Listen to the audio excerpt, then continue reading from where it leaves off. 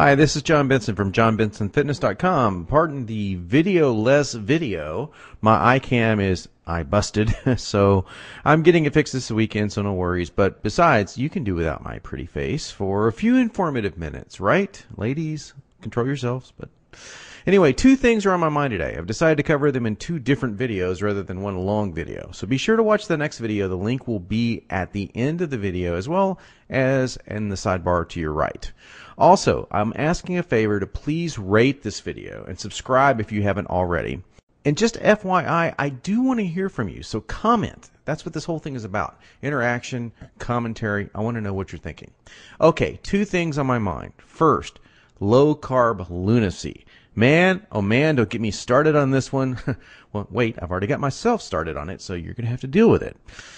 And after that, I'm going to cover a video on why craving foods and being fat is really not your fault, but it is your responsibility. Okay? I am so provocative, aren't I? Let's talk about carbs.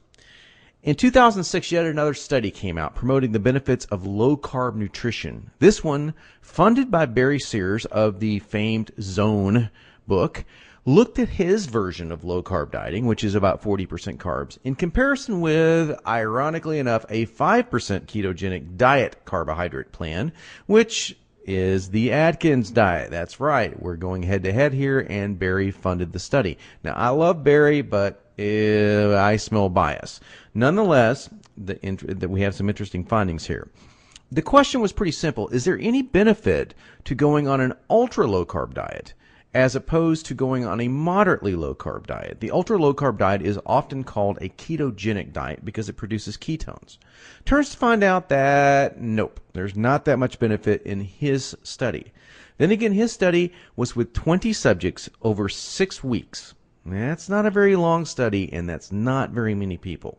I'm going to show you some studies that don't exactly mesh with this, and I think were better done studies, longer studies for sure, more people, and show you kind of the whole picture. Okay, so what we have with this first study, if you look at this, 20 people, 6 weeks, a definite agenda, okay, a little too short, and the findings were a little bit dubious. First of all, as we see, the Zone diet performed better than the Atkins diet slightly. There was a little bit more weight loss, but there were some inflammatory markers, which are negative, found in the ketogenic diets. Well, why was this? Well, they didn't really go into it, but it's a pretty simple reason. The foods that you would naturally consume in a very high-fat, high-protein, low-carb diet naturally have higher levels of arachidonic acid, which is a definite inflammatory agent. And in a sense, your body has to learn how to deal with it, how to manufacture it, how to make it work over time. And as the studies I'm about to show you show, it does exactly that. It does it very well, as a matter of fact. 6 weeks just isn't long enough. And that's the same for the quote-unquote low-energy reports from the low-carbohydrate group, the extremely low-carbohydrate group. So now let's look at some other studies. I think, again, that were very well designed and much longer. How about this one? The effects of a 6-month adherence to a very low-carbohydrate diet plan using 51 people. And the result? Sustained weight loss and nothing but beneficial lipid and metabolic adaptation.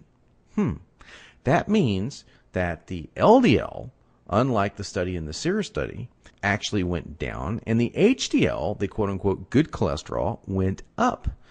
The triglycerides went down. Basically, every metabolic advantage that you want occurred. And, of course, weight was lost.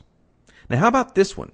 This is one of the ones that's one of my favorites. It is a comparison of the Atkins diet, the Zone diet, which is 40% carbs, the Ornish diet, which is a vegetarian-based, high carbohydrate diet, and the Learn diet. There were 311 participants, and all of them were premenopausal women. I'm not really sure why they limited this to women, but it doesn't really matter because men, women, it's going to work the same.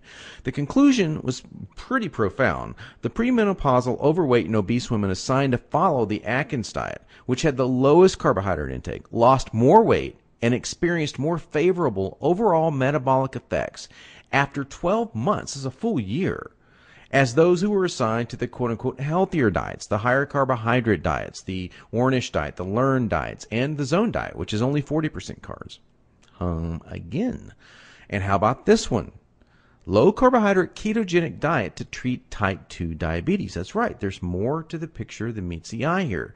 Ketogenic diets have been used to treat epilepsy, type 2 diabetes, and as we're about to see, Alzheimer's and dementia. And there's a really good reason for all of those. Now, there were only 20 participants in this diet, but it was a 16-week study. And using a ketogenic diet, very low in carbs, the LCKD, which is the low carbohydrate ketogenic diet, improved glycemic control in patients with type 2 diabetes, such that diabetes medications were discontinued or reduced in most participants. Wow, pretty powerful. How about one more?